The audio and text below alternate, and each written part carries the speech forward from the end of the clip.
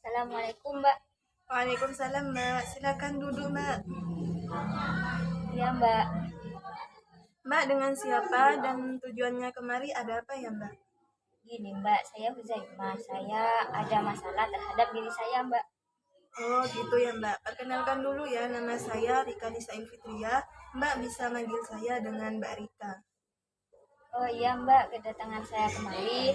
Mungkin Mbak bisa membantu mengarahkan saya untuk bisa merubah sifat kurang baik saya, Mbak.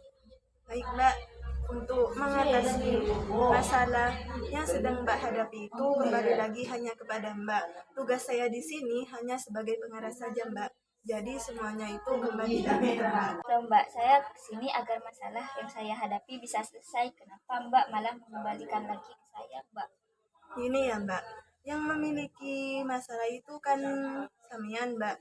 Jadi saya tidak mungkin terlibat dalam masalah yang Mbak hadapi. Jadi saya di sini itu hanya memberi arahan, memberi solusi agar Mbak mampu menyelesaikan masalah Mbak. Jadi Mbak itu mengikuti arahan yang saya arahkan untuk menyelesaikan masalah Mbak.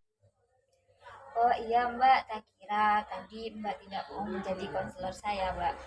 Oh ya Mbak, saya paham mungkin tadi kata-kata saya kurang tepat untuk gitu ya Mbak. Jadi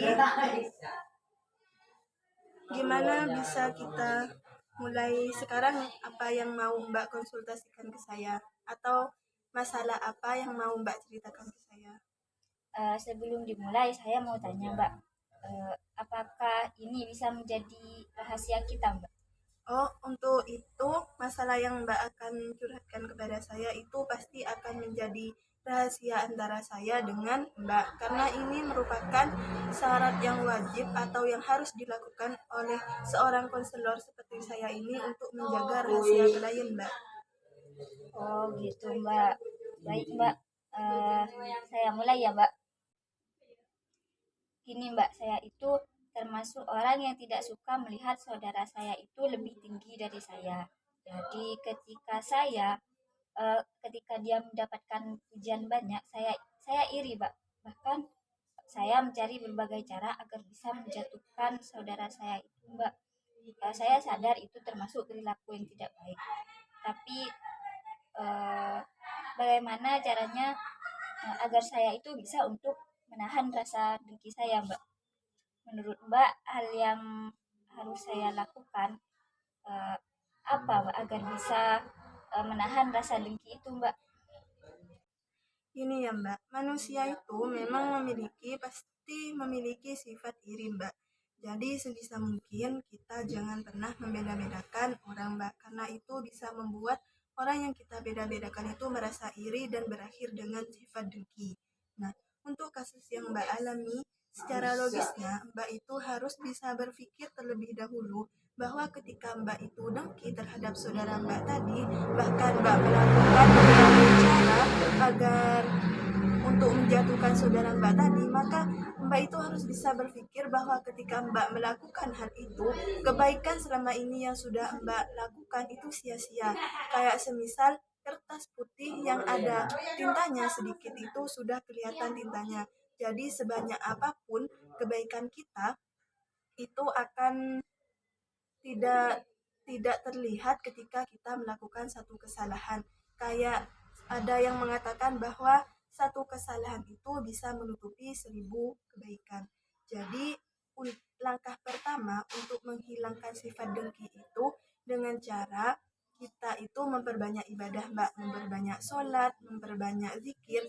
Karena ketika kita sudah banyak amal baik kita, maka di dalam diri kita itu akan merasa eman Mbak, akan merasa ketika kita melakukan satu kesalahan, percuma dong kita melakukan banyak kebaikan. Jadi itu yang bisa saya sampaikan kepada Mbak.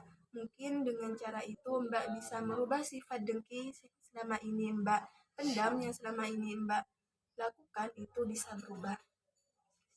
Oh baik, Mbak, terima kasih banyak ya, Mbak.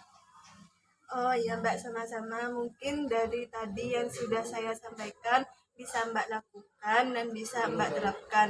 Jadi itu maksud saya Mbak, saya itu hanya bisa sebagai pengarah saja. untuk yang bisa menyelesaikan masalah Mbak itu kembali lagi ke Mbak.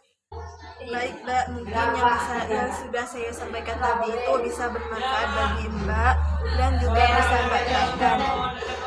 Untuk Mbak, terima kasih untuk Mbak yang sudah mempercayai saya untuk bisa mengasih arahan kepada Mbak.